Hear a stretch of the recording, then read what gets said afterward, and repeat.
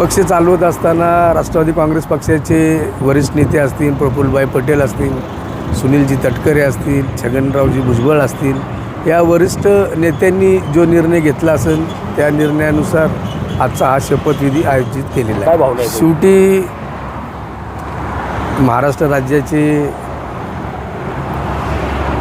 उपमुख्यमंत्री, राष्ट्रवादी काँग्रेस पक्षाचे राष्ट्रीय नेते स्वर्गीय अजितदादा पवार यांचं 2च दिवसापूर्वी निधन झालेले.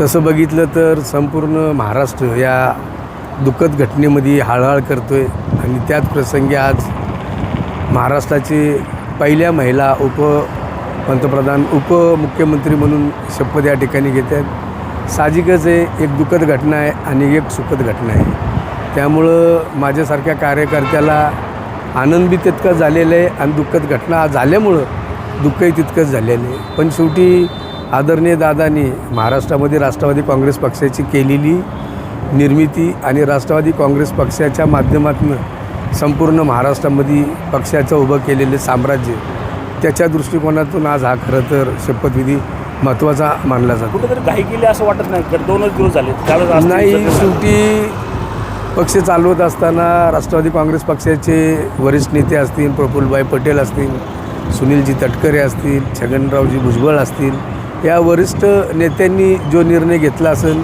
त्या निर्णयानुसार आजचा हा शपथविधी आयोजित केलेला आहे. या शपथविधीची माहिती जी आहे ती आज शरद पवारांना नाही, हे घरात कुठेतरी आलबेल नाही असं वाटतं, कारण की दोन्ही राष्ट्रवादी एकत्र येण्याच्या चर्चा सुरू नाही. त्यात शरद पवारांना ही गोष्ट तुम्ही जे म्हणता मला वाटत नाही त्याच्यामध्ये तथ्य असेल. तरी पण आता 2 वाजता विधिमंडळाची आमची बैठक आहे, त्या बैठकीमध्ये पण हा प्रश्न उपस्थित केला जाईल आणि त्या संदर्भात नक्कीच खुलासा दिला जाईल. आता हे 12 तारखेला पक्ष एकत्र या असल्याचं शरद पवारांनी सांगितलं. ती ही गोष्ट तटकरे असतील किंवा प्रफुल्ल पटेल यांना कुणाला माहीत नव्हती का?